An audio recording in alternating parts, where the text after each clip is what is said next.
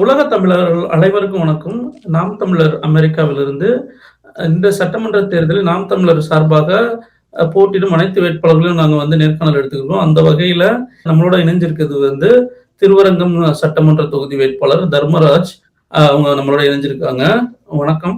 வணக்கம். வணக்கம். காணொலி வாயிலாக உலக தமிழர்களுக்கு நீங்க உங்களை அறிமுகப்படுத்திக்கங்க. அதே மாதிரி நாம் தமிழர் கட்சியில நீங்க பயணிச்சதை பத்தி சொல்லுங்க.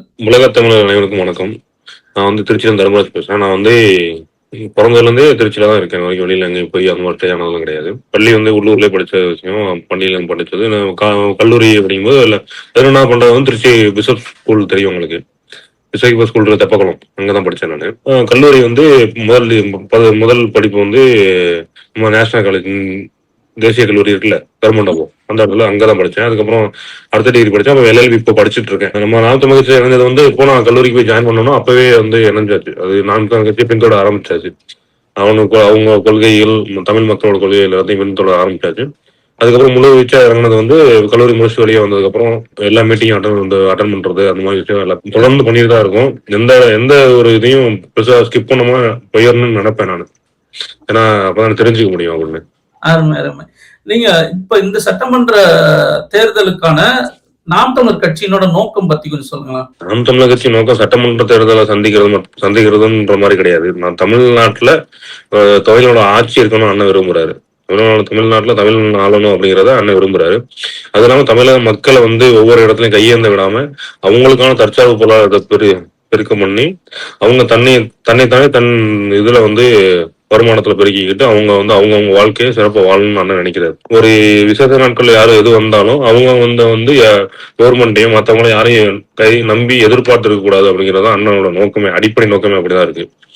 சரியான விஷயம் என்னன்னா, இந்த கல்வியும் மருத்துவத்துக்கும் செலவாகிற செலவுகளை அதாவது நம்ம அரசை ஏத்துக்குச்சு அப்படின்னா மிகச்சரியா அவங்க மக்களை வழி நடத்த முடியும் அப்படின்னு அண்ணன் நம்புறாரு. அதை நோக்கி நாங்களும் பயன் பண்ணிட்டு இருக்கோம். அதனால அண்ணன் கொடுத்துருக்க வாய்ப்பு சரியா பயன்படுத்திக்குவோம். அருமையா சொன்னீங்க நாம் தமிழர் கட்சியோட இந்த சட்டமன்ற தேர்தலோட நோக்கங்களை. இப்போ அடுத்த கேள்வி உங்களுக்கு இப்ப இருக்க அந்த தொகுதியில உள்ள பிரச்சனை, என்னென்ன பிரச்சனை இருக்கு, அதை நீங்க எப்படி தீர்வு காணுவீங்க? உங்களோட திட்டங்கள் எல்லாம் சொல்லுங்க. என்னோட திட்டம் அப்படின்னா, நம்ம அடிப்படையில இருந்தே மக்களோட மனநிலையை மாற்றணும், சூழ்நிலை மாற்றணுங்கிறதான். மக்கள் ஒரு சட்டமன்ற வேட்பாளராக இருந்தா அவர் ரொம்ப பணக்காரா இருப்பாரு, ரொம்ப காசு வச்சிருப்பாரு, கார்ல தான் வருவாரு அப்படிங்கிற எண்ணத்தையும் முதல்ல மாத்தணும். அண்ணன் அதுக்காக தான் இளைஞர்கள் உள்ள இறக்கி விட்டுருக்காருன்னு நம்புறேன் நான். மக்கள்லாம் நம்ம காசு பின்னாடி ஓட வச்சு நம்மள இது பண்றாங்க, நமக்கு காசு பின்னாடி ஓட வச்சு நம்ம வாழ்க்கையை நகர்த்துறாங்க. அதுக்காக தான் நம்மள இது பண்ண வைக்கிறாங்க அப்படின்ற அடிப்படை அரசியல் புரிதல் இல்லாம இருக்காங்க இப்ப இருக்க மக்கள் எல்லாம். கொஞ்சம் யங்ஸ்டர்ல மாறிட்டாங்க. கொஞ்சம் இளமை வயசுல இருக்கவங்களுக்கு எல்லாம் மொபைல் போன் இருக்கு, அதுல பாக்குறாங்க, என்ன நடக்குதுன்னு தெரியுது, அதனால மாறிடுறாங்க. அந்த மாதிரிலாம் கொஞ்சம் சில சூழ்நிலையை மாற்றணும்னு நினைக்கிறேன். பசங்க எல்லாம் போதைப் பொருள் கடுமையாகிறது, அந்த மாதிரி சூழ்நிலையெல்லாம் சூழ்நிலையை மாத்திட்டோம்னா அவங்களே தெரிஞ்சிருவாங்க. கிடைக்க போய் தானே அதுக்காக அவங்கள தேடி போறாங்க. கிடைக்காம இருந்துச்சுன்னா அதை தேடி போக மாட்டாங்க. அது இல்லாம அடிப்படை வசதிகளை கொஞ்சம் சரி பண்ணணும்னு நினைக்கிறேன். அடிப்படை வசதிகள் சரி பண்ணணும்னு நினைச்சா அந்த இடத்துல அதாவது கிராமப்புறங்கள்ல இருந்து வளர்ச்சி நோக்கினாதான் ஒரு நாடு முன்னேறும் அப்படிங்கிறத நான் நம்புறேன். கிராமப்புற மக்கள் அவங்க வாழ்வாதாரமும் பொருளாதாரத்தையும் மேம்படுத்தும்னு நினைக்கிறேன். இப்ப இருக்க கவர்மெண்ட்லாம் தனியார் மயப்படுத்துறதுதான் ரொம்ப விரும்புறாங்க. அது இல்லாம பெரிய பெரிய முதலாளிகளுக்கான அரசாவே அது மாறிடுச்சு. அதை தடுக்கணும்னு நினைக்கிறேன். இப்போ நீங்க ஏற்கனவே நீங்க குறிப்பிட்ட மாதிரி இயற்கை வளங்கள்லாம் சுரண்டுறாங்க. அது இல்லாம தனியார் இருக்க எல்லா திட்டங்களும் தனியாருக்கு ஏற்ற மாதிரியே இருக்கு. இப்போ நீங்க வந்தா அந்த தொகுதிக்கு உங்களோட இதை எப்படி நீங்க அணுகுவீங்க? முதல்ல இயற்கை வளம் சுரண்டுறதுக்கான அனுமதியை ரத்து பண்ணுவோம். முதல் விஷயம், அவங்களுக்கு மாற்று தொழிலை ஏற்பாடு பண்ணி கொடுத்தோம். அது அவங்க தொழில் ரீதியாகவும் அவங்க பாதிக்கப்படக்கூடாது, மாற்று தொழில் ஏற்பாடு பண்ணி கொடுக்கணும். அது இல்லாம பெரிய பெரும் முதலாளிகளை போனா கார்பரேட் கம்பெனியோட முதலீட்டுல தான் நம்மளோட ஜிடிபி அதிகமாகுது அப்படின்னு இவங்க ஜிடிபி அதிகமாக நாங்க அவ்வளவு பண்ணிருக்கோம் இவ்வளவு அப்படின்னு சொல்லிக்கிறாங்க. ஆனா நான் எதை பொருளாதார வளர்ச்சியை கருதுறேன் அப்படின்னா, அடிப்படை மக்கள் இருக்கான், நம்ம பாமர மக்கள் இருக்காங்க, அவனோட வாழ்வாதாரம் உயர்ந்துச்சுன்னா தான் அதை ஜிடிபி இன்க்ரீஸ் ஆகுச்சுன்னு நான் கருதுறேன். அவன் கையில காசு புழங்கணும். அப்படிங்கும்போது அப்படி புழங்கினா மட்டும்தான் அவன் சரியான வாழ்க்கையை தேர்ந்தெடுப்பான், சரியான வழியில இருப்பான். யாரோ எவனோ வியாபாரம் பண்ணிட்டு போற இடமா தமிழ்நாடு இருக்கக்கூடாது, திருவரங்க சட்டமன்ற தொகுதி இருக்கக்கூடாதுன்னு நான் நம்புறேன். ஏன்னா அது அப்படி நடந்தா அப்படின்னா அவன் வியாபாரம் பண்ற நம்மளுக்கு காசை வாங்கிட்டு அது மூலியமா பணம் பரிமாற்றம் நடந்துட்டே தான் இருக்கும். அதை வச்சுதான் ஜிடிபி சொல்லுவாங்க. பண பரிமாற்றம் பண்றதுக்காக நம்ம வரக்கூடாது. நம்ம மக்கள் வந்து இப்ப முதலாளியை மாத்தணும். நம்ம மக்களை வந்து சிறு சிறு சிறு சிறு முதலாளியை மாத்தணும். அப்பதான் அவன் தொழில் பண்ணி அவனுக்கு தற்சார்பு பொருளாதாரத்தை ஈட்ட முடியும்.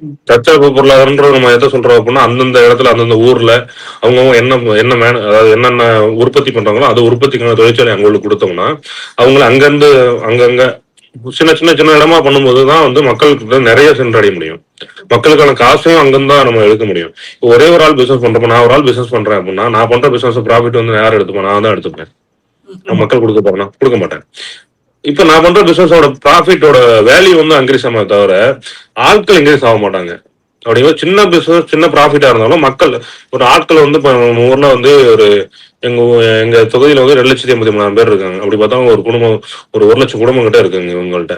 1,00,000 குடும்பத்துல வந்து அவங்க 1,00,000 குடும்பத்துல ஒவ்வொருத்தனாச்சும் கண்டிப்பா ஏதாவது ஒரு வழியில அவனுக்கு பணம் வந்துகிட்டே இருக்கணும். அப்படி வந்தாதான் அதான் பொருளாதார வளர்ச்சியை நான் கருதுறேன். ஒரு முதலாளி வந்து ஏதோ ஒரு பிசினஸ் இண்டஸ்ட்ரியை கொண்டு வந்துட்டு அவங்க ஒரு 100 பேர் 1000 பேருக்கு வேலை கொடுத்துட்டு அந்த வேலை கொடுக்கறத வந்து நம்ம பெருசா பொருளாதாரமா கருத முடியாது. எப்படின்னா தண்ணி வந்து எல்லாத்துக்கும் இலவசமா கிடைக்கும் நம்ம நினைக்கிறோம். 20 ரூபா வாட்டர் பாட்டில் நான் தண்ணி வாங்கி குடிச்சேன் அப்படிங்கும்போது அதை வளர்ச்சி நம்ம ஏத்துக்க முடியாது. தண்ணி வந்து எல்லாத்துக்கும் இலவசமாக கிடைக்கணும். அது வந்து 20 வாட்டர் பாட்டில் காசு கொடுத்து வாங்கி குடிக்கிற போது அது வந்து வளர்ச்சியா கருதல, அது ஒரு வீழ்ச்சியா தான் நான் கருதுறேன். மிக சரியா சொன்னீங்க. இந்த காவிரி ஆத்துல அந்த மணல் அள்ளுறது வந்து திருச்சியில வந்து ரொம்ப நாளாவே அது மிகப்பெரிய ஒரு பிரச்சனையா இருக்கு. தண்ணி வரும்போது நிறைய பேர் இறப்பாங்க, புதக்குழிகள் இது வரும். இதை நீங்க எப்படி மாற்றுவீங்க? சமீப காலமா நாம் தமிழ் கட்சி ரொம்ப போராடி இதெல்லாம் தடுத்து தான் வச்சிருக்கோம். அது இல்லாம இப்போ வந்து இந்த நீர் உறிஞ்சுற குழாய்கள்லாம் நிறைய போட்டு தண்ணி உறிஞ்சிட்டு இருக்கோம். அது இல்லாம இந்த நீர் உறிஞ்சுற குழாய் தண்ணி போட்டு உறிஞ்சிடும். மக்களுக்காக தான் அதை கொடுக்குறாங்கன்னு வச்சுக்கோமே. மக்களுக்காக கொடுக்க எத்தனை நாளைக்கு கொடுக்க முடியும்? அப்ப அதுக்கான தடுப்பு வைக்கணும்ல. பூமி நிலத்தடி நீர்மட்டத்தை உயர்த்தணும் அப்படிங்கிற எண்ணமே உங்களுக்கு கிடையாது. வர வரைக்கும் தண்ணியை உறிஞ்சி மக்கள் கொடுத்துட்டு இருப்போம் அப்படிங்கிற மாதிரி. ஆனா அங்க கொடுத்துட்டு இருக்க மக்கள் அந்த தண்ணி வந்து பக்கத்து ஒரு கிராமங்களுக்கு சரியா போய் சேர மாட்டேங்குது. மற்றபடி இவங்க தனியார் முதலாளிகளுக்கும் அந்த போர்வெல் போட்டு தண்ணி எடுக்கிற அங்கீகாரம் கொடுத்துட்றாங்க. அப்படிங்கும்போது அது எப்படி சரியா இருக்கும்? சரியா இருக்காது இல்ல. அது கொஞ்சம் ஒழுங்குபடுத்தணும்னு நினைக்கிறேன் நான். அதை மிகச்சரியா ஒழுங்குபடுத்தணும் அப்படின்னா அதுக்கான சட்டங்களை கடுமையாக்கணும்னா அது சரியா நார்மலாவே அது ஒழுங்கு ஆயிரும். அதே மாதிரி இந்த கழிவு நீரை வந்து காவிரியில கலக்கிறதும் இந்த அம்மா மண்டபம் அந்த ஏரியால எல்லாம் நீங்க வந்து பாத்தீங்கன்னா கழிவு நீர் எல்லாம் இது பண்ணுவாங்க. எப்படி சரி பண்ணணும் அப்படின்னா கழிவு நீர் மேலாண்மை நம்ம மேலாண்மை திட்டம்னு ஒரு திட்டத்தை அறிமுகப்படுத்தி இந்த தொகுதி ஃபுல்லாவே அதை செயல்படுத்தணும். சின்ன சின்ன கிராமங்கள் எல்லாம் வந்து கழிவு நீருங்கிறத விட இன்னும் சரியான பாத்ரூம் வசதியே இல்லை அவங்களுக்குலாம். அதை முதல்ல மேம்படுத்தி கொடுக்கணும். கழிவு நீரை எப்படி கையாளணும் அப்படிங்கறத மக்களுக்கான விழிப்புணர்வை ஏற்படுத்தணும் அப்படின்னா அவங்க கொஞ்சம் கொஞ்சமா சரியா பயன்படுத்துவாங்க. அது இல்லாம இந்த கவர்மெண்ட்ல இருந்து நம்ம ஒரு திட்டம் கொடுக்கணும். அரசு வந்து கழிவு நீர் மேல்நிலை பண்றதுக்கு அவன கடுமையான சட்டம் போடணும். யார் யாரெல்லாம் தவறு பண்றானோ அடுத்த வாட்டி அவனுக்கு அந்த அங்கீகாரம் கொடுக்காம அதை கடுமையான சட்டம் போட்டு அதை திருத்தணும்னு நினைக்கிறேன் நான். கடுமையான சட்டம் இருக்கும்போது அங்கெல்லாம் சரி தவறு பண்ண யோசிக்கிறாங்க. இல்ல அப்படின்னா சரி இது போலதானே வந்தா பாத்துக்கலாம் அப்படிங்கிற மாதிரி ஒரு அலட்சியமான போக்கு தான் இருக்கு அதிகாரிகள்ட்ட இருக்கு. போன சட்டமன்ற தேர்தலுக்கும் இப்ப இருக்க சட்டமன்ற தேர்தலுக்கும் என்ன மாற்றம் இருக்கு? மக்கள்கிட்ட நாம் தமிழர் கட்சி எப்படி வரவேற்கிறாங்க? திருச்சியில மாநாடு நடந்தது, இதெல்லாம் பத்தி கொஞ்சம் விரிவா சொல்லுங்க. போன சட்டமன்ற தேர்தலுக்கும் இந்த சட்டமன்ற தேர்தலுக்கும் மக்கள் வந்து ரொம்ப மாறிட்டாங்க. மாற்றத்தை வேணும் வேணும் வேணும்னு நினைக்கிறாங்க.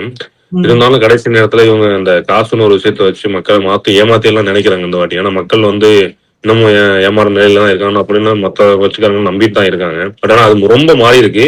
முன்னாடி அளவுக்கு ரொம்ப மாறி இருக்காது. அப்படின்னா நம்மளை ஏமாத்துறோம் அப்படிங்கறத மக்கள் விழிப்புணர்வு அடைய ஆரம்பிச்ச காலம்னு நான் நம்புறேன். இதை காசு கொடுத்து நம்மளை வந்து நம்ம ஓட்டை வாங்கிட்டு நம்ம நாட்டை விற்கிறோம் அப்படிங்கிற மைண்ட் செட்டுக்கு புரிதலுக்கு மக்கள் வர ஆரம்பிச்சிட்டாங்க. மற்றபடி இந்த ஆண்ட்ராய்ட் போன் யூஸ் பண்ணாதவங்களுக்கு இன்னும் அந்த இது போய் சேரல. ஏன்னா நம்ம வந்து சோசியல் மீடியால மட்டும்தான் நம்ம நாம் தமிழ் கட்சி உள்ள புகுத்த முடியுது. மத்த மீடியாக்கள் நம்மளால உள்ள போக முடியல. மனிதர்களை உள்ள போகும்போது நம்மளை காட்டவும் மாட்டாங்க, மறைக்கிறாங்கல்ல. அதனால நம்மளோட வளர்ச்சி கொஞ்சம் அந்த இடத்துல கொஞ்சம் கம்மியா தான் இருக்கு. இருந்தாலும் வந்து மக்களுக்கான விழிப்புணர்வு இருந்ததால் திருவிரங்க சட்டமன்ற தொகுதியில நம்ம வந்து மாநாடு நடைபெற்றது வந்து ரொம்ப வரவேற்பு தக்கதா இருக்கு. நம்மள மறுத்த ஊடகங்கள் எல்லாமே வந்து அதை பத்தி பேச தொடங்கினாங்க, தலைப்பு செய்தியா போட்டாங்க. அந்த மாநாட்டுக்கு முன் அதுக்கு பார்க்கும்போது பின் வந்து நிறைய மக்கள் வந்து பேசுறாங்க.